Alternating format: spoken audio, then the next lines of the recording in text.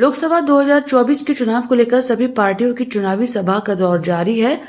शामली जनपद में राष्ट्रीय लोकदल के अध्यक्ष जयंत सिंह ने चुनावी सभा को संबोधित किया। जयंत सिंह की चुनावी सभा में भाजपा एवं राष्ट्रीय लोकदल के कार्यकर्ता मौजूद रहे।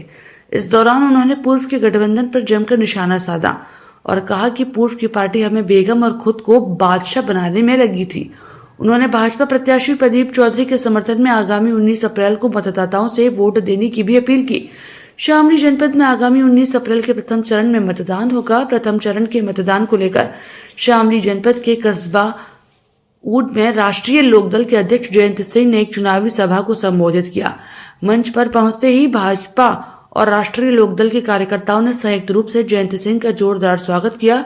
चौधरी जयंत सिंह ने चुनावी सभा को संबोधित करते हुए अपने भाषण में पूर्व के गठबंधन पर सवाल खड़े करते हुए कहा कि एक पार्टी का राष्ट्रीय अध्यक्ष खुद को बादशाह बनाने में लगा था और हमें बेगम बनाने में लगा था।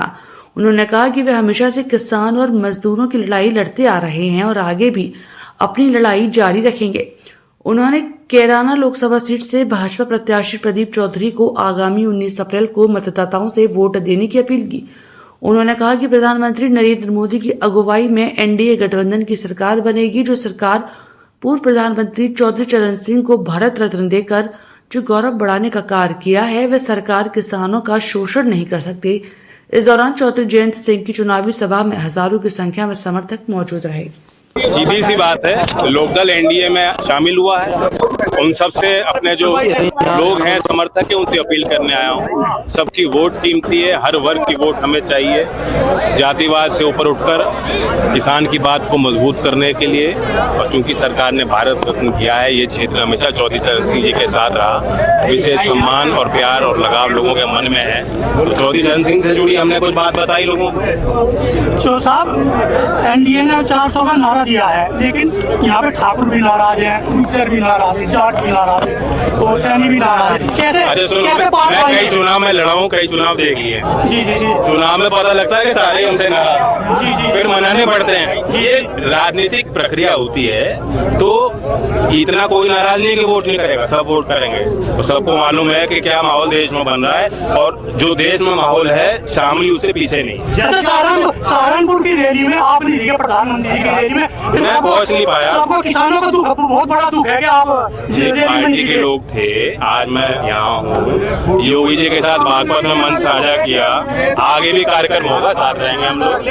12 में भी कार्यक्रम है, योगी जी और मैं दोनों हस्तिनापुर में कार्यक्रम कर रहे हैं। अच्छा, अखिलेश जी ने कहा है चौवन्नी प्रधानमंत्री पूछेगी चौवन्नी कौन है, ये कटास किया है। अब मुझे समझ नहीं आता जी उनकी अखिलेश जी की बात में मजाक में लूँ या सीरियसली लूँ। आपने कहा अखिलेश जी शतरंज की चाल में फंसाना चाहते हैं, वो समझ गए लोग क्या कहना चाह रहे हैं। बेगम तो तेरी राजा को मानना चाह रहे थे।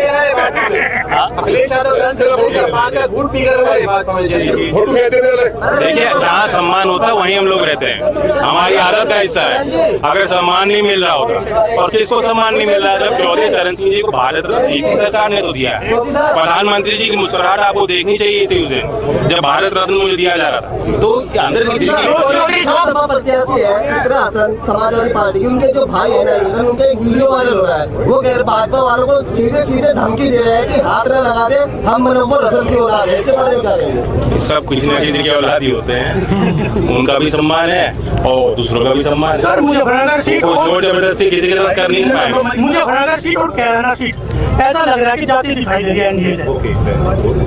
नहीं, तो अलग अलग विश्लेषण होते हैं, ये तो आपका विश्लेषण है। संजीव बालियान का विरोध है, प्रदीप सांसद जी का विरोध है। अच्छा, मुझे ये बताओ, अब एक हफ्ता बचा है कैंपेन को। पहले चरण के चुनाव कब खत्म हो जाएंगे प्रचार? 17 तारीख। अब 7 दिन तो बचे हैं। अभी तक कोई मीटिंग करी हो तो बताओ।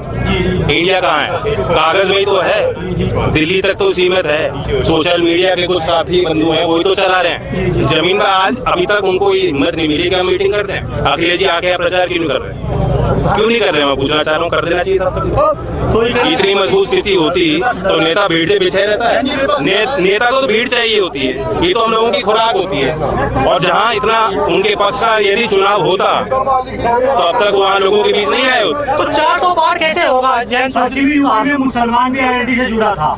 नहीं जुड़ा है। अल्पसंख्यक समाज, कहाँ है? चाहे वो बहुसंख्यक हो चाहे अल्पसंख्यक हो, हमारी पार्टी उनके लिए है। और हमारी लौती पार्टी है जिसने तय किया और सुनिश्चित किया विधायकों के लिए, हमने सीमा बांधी सब विधायकों के लिए 51% आप अनुसूचित जात में और अल्पसंख्यक वर्ग को देंगे, चाहे सिख हो चाहे मुसलमान हो चाहे जैन समाज के लोग, 51% हक।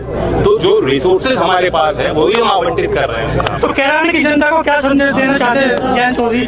प्रदीप जी पे फिर विश्वास जताएं और उनको मजबूती दें, तभी मेरे हाथ मजबूत होंगे, कलम में स्याही मिलेगी और मोदी जी के 400 पार का नारा को हम पूरा कर पाएंगे।